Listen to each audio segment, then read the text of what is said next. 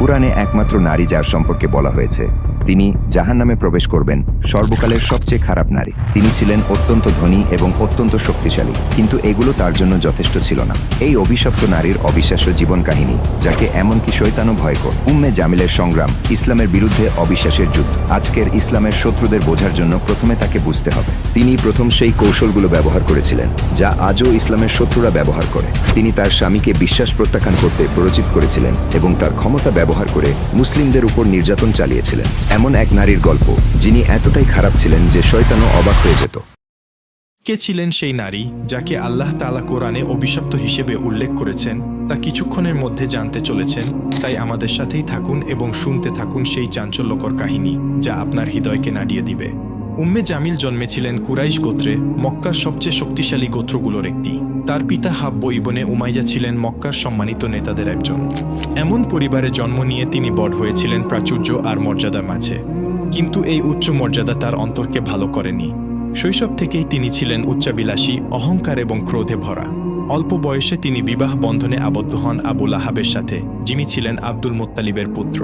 আবু লাহাব ছিলেন মক্কার সবচেয়ে ধনী ও ক্ষমতাশালী পুরুষদের একজন। তার সম্পদ উম্মে জামিলকে, যিনি অহংকার আর বিলাসিতা পছন্দ করতেন, অপরিসীম আনন্দ দিয়েছিল। আবু লাহাব ছিলেন কুরাইশের বিখ্যাত ব্যবসায়ী, যার বাণিজ্য ছড়িয়েছিল দূর দূরান্তে।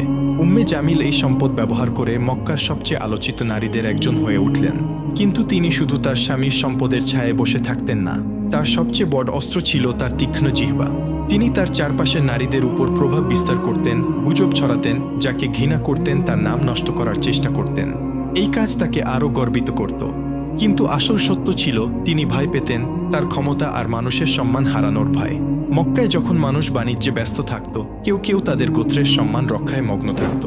কিন্তু উম্মে জামিল ছিলেন তার গোত্র আর স্বামীর মর্যাদা ধরে রাখার জন্য আচ্ছন্ন।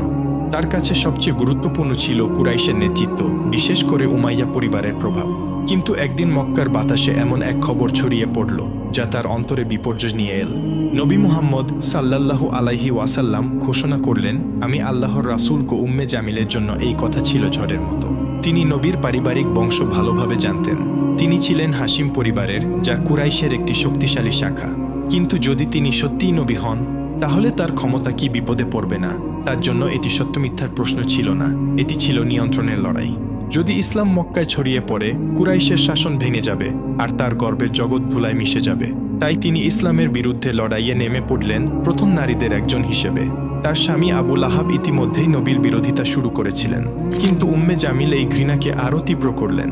তিনি শুধু ইসলামের বিরুদ্ধে দাঁড়ালেন না, তিনি এটি ধ্বংস করার জন্য সবকিছু করলেন। নবীর সম্মান নষ্ট করতে, মুমিনদের ভয় দেখাতে তিনি তার বিষাক্ত কথা ছড়িয়ে দিতেন মক্কার সরু গলিতে, বাড়ির উঠোনে, কাবার চারপাশে।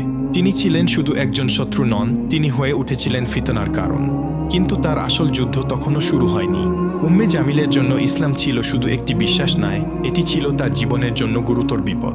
মক্কা ছিলেন এক ব্যক্তি, নবী মুহাম্মদ সাল্লাল্লাহু আলাইহি ওয়াসাল্লাম, যিনি বহু বছরের পুরনো ব্যবস্থার বিরুদ্ধে দাঁড়িয়েছিলেন।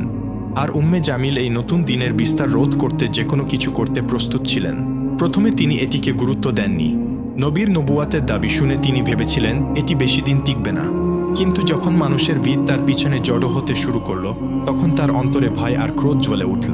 আবু লাহাবের সাথে মিলে তিনি এই নতুন দিনের বিরুদ্ধে লড়াইয়ের নেতৃত্ব দিলেন। মক্কার নারীদের উপর তার প্রভাব ছিল অপরিসীম।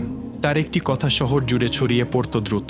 তিনি এই ক্ষমতা ব্যবহার করলেন ইসলামের ক্ষতি করতে। উম্মে জামিল মিথ্যা ছড়াতেন, ভুল গল্প রটাতেন। মুহাম্মদ পাগল, উম্মে জামিল চিৎকার করে বলতেন। মুহাম্মদ জাদুকর, উম্মে জামিল মানুষকে সতর্ক করতেন। মুহাম্মদ মিথ্যাবাদী, যিনি মক্কার শৃঙ্খলা ভাঙতে চান, উম্মে জামিল দাবি করতেন।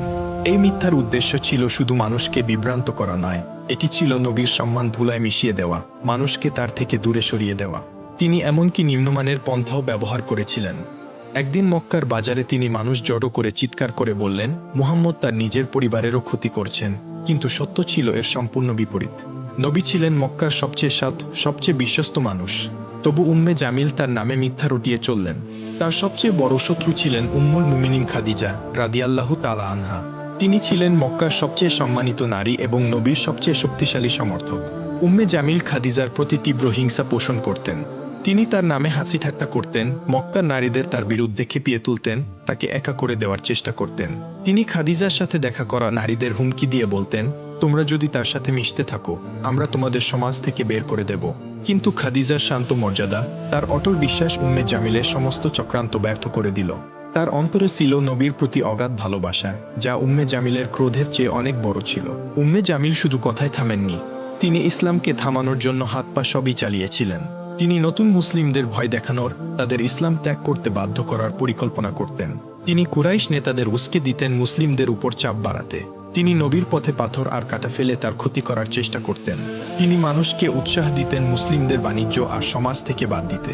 একদিন যখন নবী কাবার কাছে সালাতে দাঁড়িয়েছিলেন, আবু লাহাব আর উম্মে জামিল তাদের লোকদের নির্দেশ দিলেন তার উপর নোংরা জিনিস ছুঁড়ে মারতে। তারা মক্কার সবচেয়ে সম্মানিত মানুষটির অপমান করতে একটু দ্বিধা করলেন না। কিন্তু তারা যতই চেষ্টা করুক, মুসলিমদের সংখ্যা প্রতিদিন বাড়তেই থাকল। এটি উম্মে জামিলকে পাগল করে দিল। তার মিথ্যা চক্রান্ত আর যথেষ্ট ছিল না, তিনি নবীকে হত্যার পরিকল্পনা শুরু করলেন। বহু বছর ধরে তিনি ইসলামের সবচেয়ে বড় শত্রুদের একজন ছিলেন, কিন্তু তার নাম শুধু মক্কার পথে ঘাটে উচ্চারিত হলো না, কুরআনে তাকে চিরকালের জন্য অভিশপ্ত হিসেবে লিপিবদ্ধ করা হলো। আবু লাহাব আর উম্মে জামিল ইসলামের বিস্তারে আরও হিংস্র হয়ে উঠলেন। কিন্তু তারা যাই করুক, আল্লাহর সত্য জয়ী হলো। একদিন নবী সাফা পাহাড়ে দাঁড়িয়ে কুরাইশের লোকদের ডাকলেন। তিনি বললেন, হে কুরাইশের মানুষ, যদি আমি বলি এই পাহাড়ের পিছনে একটি সেনাবাহিনী আছে যারা তোমাদের আক্রমণ করতে প্রস্তুত, তোমরা কি আমাকে বিশ্বাস করবে? সবাই একসাথে বলে উঠল, হ্যাঁ, কারণ তুমি কখনো মিথ্যা বলনি। তখন নবী বললেন, তাহলে শোনো, আমি তোমাদের একটি মহাশাস্তির বিষয়ে সতর্ক করছি। এই কথায় চারদিক নীরব হয়ে গেল। এটি ছিল ইসলামের প্রকাশ্য ডাকের শুরু। কিন্তু আবু লাহাব ক্রোধে ফেটে পড়লেন। তিনি চিৎকার করে বললেন, এই কথা বলার জন্য তুমি আমাদের জড়ো করেছ, ধ্বংস হোক তুমি। তারপর তিনি সেখান থেকে চলে গেলেন। এই অহংকারের জবাবে আল্লাহ অবতীর্ণ করলেন সূরা আল মাসাদ। শুনুন কি বলা হয়েছে এই সূরায়। ধ্বংস হোক আবু লাহাবের 2 হাত, আর ধ্বংস হয়েছে সে। তার সম্পদ আর তার অর্জন তাকে বাঁচাতে পারবে না। সে পূর্বে আগুনের লেলিহান শিখায়, আর তার স্ত্রী যে কাঠের বোঝা বহন করে, তার গলায় থাকবে পাকানো দড়ির রশি ঘি। এই সূরা ঘোষণা করল আবু লাহাব আর উম্মে জামিলের শেষ পরিণাম। কাঠের বোঝা বহনকারী বলতে বোঝানো হলো উম্মে জামিলকে, যিনি নবীর পথে পাথর আর কাঁটা ছড়িয়ে দিতেন। এটি তার মন্দ প্রকৃতির প্রতিচ্ছবি। যখন এই সূরা অবতীর্ণ হলো, উম্মে জামিলের ক্রোধ আরও তীব্র হলো। তার কাছে এটি ছিল মৃত্যুর ফরমান। মক্কার মানুষ তার ভাগ্য নিয়ে কথা বলতে লাগল। এমনকি কুরাইশের নেতারাও তার সাথে ঠাট্টা করল। একদিন তিনি ক্রোধে ফুঁসতে ফুঁসতে একটি বড় পাথর হাতে নিয়ে মসজিদুল হারামে গেলেন। তিনি নবীকে হত্যা করতে চাইলেন। তিনি ভেবেছিলেন নবী সেখানে বসে আছেন। আবু বকর রাদিয়াল্লাহু তাআলা আনহু তার পাশে ছিলেন। কিন্তু আল্লাহর ইচ্ছায় উম্মে জামিল নবীকে দেখতে পেলেন না, যদিও তিনি ঠিক সেখানেই ছিলেন। তিনি আবু বকরের দিকে তাকিয়ে চিৎকার করে বললেন, তোমার বন্ধু কোথায়? আমি তাকে শেষ করতে এসেছি। সে তার জাদু আর মিথ্যা দিয়ে আমাদের একে অপরের বিরুদ্ধে করেছে। আবু বকর শান্তভাবে তার দিকে তাকালেন। আল্লাহ নবীকে তার চোখের সামনে অদৃশ্য করে দিয়েছিলেন। উম্মে জামিল ক্রোধে পাথর ফেলে দিয়ে চলে গেলেন। তিনি জানতেন সূরা মাসাদ তার শেষ ঘোষণা করেছে, কিন্তু তার ক্রোধ আল্লাহর বিচার বদলাতে পারল না। সূরা মাসাদের অবতীর্ণ হওয়া আবু লাহাব আর উম্মে জামিলের জন্য বিপর্যয় ছিল। তারা ইসলামের উত্থান থামানোর জন্য সব চেষ্টা করেছিল। আবু লাহাব মুসলিমদের বিরুদ্ধে সামাজিক ও অর্থনৈতিক বয়কটের নেতৃত্ব দিয়েছিলেন। এই কঠোর বয়কট 3 বছর ধরে মুসলিমদের কষ্টে ডুবিয়ে রেখেছিল। কিন্তু তারা ইসলামের আলো নিভিয়ে দিতে পারলেন না। তাদের নিষ্ঠুরতা তাদের নিজেদের ধ্বংসের পথে নিয়ে গেল। আবু লাহাবের শেষ এলো নির্মমভাবে। মক্কায় একটি মারাত্মক রোগ ছড়িয়ে পড়ল। আবু লাহাব সেই রোগে আক্রান্ত হলেন। তার শরীর এতটাই ভয়াবহ হয়ে গেল যে কেউ তার কাছে যেতে সাহস করল না। এমনকি কুরাইশের লোকেরাও তাকে ত্যাগ করল। তিনি একা মারা গেলেন, ব্যথায় কাতরাতে কাতরাতে। উম্মে জামিল, যিনি বছরের পর বছর তার স্বামীকে সমর্থন করেছিলেন, তিনিও তাকে পরিত্যাগ করলেন। তার মৃতদেহ পড়ে রইল মাটিতে। কেউ তাকে দাফন করতে এগিয়ে এলো না। শেষে কিছু লোককে অর্থ দিয়ে তার দেহ একটি গর্তে ফেলে পাথর দিয়ে ঢেকে দেওয়া হলো। তার সম্পদ, তার মর্যাদা, তার গর্ব সব ধুলায় মিশে গেল। আবু লাহাবের মৃত্যুর পর উম্মে জামিল একা পড়ে গেলেন। যে নারী একসময় মক্কার রানী ছিলেন, তিনি হয়ে গেলেন দুর্বল, অসহায়। মক্কার মানুষ ফিসফিস করে বলতে লাগল, সূরা মাসাদের অভিশাপ তার উপর পড়েছে, কি তবু তিনি থামলেন না। তিনি মুসলিমদের বিরুদ্ধে ঘৃণা ছড়াতে থাকলেন। কিন্তু সময়ের সাথে তিনিও দুর্বল হয়ে পড়লেন। তার শেষও এলো নির্মমভাবে। কেউ কেউ বলে তিনি একটি বড় পাথরের নিচে চাপা পড়ে মারা গেলেন। কেউ বলে একটি দড়ি তার গলায় পেঁচিয়ে তাকে শ্বাসরোধ করল। সূরা মাসাদের কথা, তার গলায় থাকবে পাকানো দড়ির রশি, তার মৃত্যুতে সত্য হয়ে উঠল। উম্মে জামিল আর আবু লাহাব ছিলেন ইসলামের সবচেয়ে বড় শত্রু। তারা মনে করেছিল তাদের সম্পদ আর ক্ষমতা তাদের বাঁচাবে, কিন্তু আল্লাহর বিচার থেকে তারা পালাতে পারলেন না। এই দুনিয়ায় তাদের জীবন শেষ হলো অপমানে, কষ্টে আর চিরন্তন শাস্তির প্রতিশ্রুতিতে। এই গল্প শুধু তাদের নয়, এটি একটি সতর্কবাণী প্রতিটি অবিশ্বাসী আর জালেমদের জন্য যারা সত্যের বিরুদ্ধে দাঁড়ায়। হে আল্লাহ, আমাদের অন্তরকে আবু লাহাব আর উম্মে জামিলের মতো সিল করে দেওয়া অন্তর থেকে রক্ষা করো। আমাদের পথ দেখাও নবীর পথে, যেন আমরা ঈমান, ন্যায় আর ভালো চরিত্রে জীবন কাটাতে পারি। আমাদের অন্তরকে পবিত্র করো অহংকার, হিংসা আর ঘৃণা থেকে। আমাদের সঠিক পথে অটল রাখো। আমিন।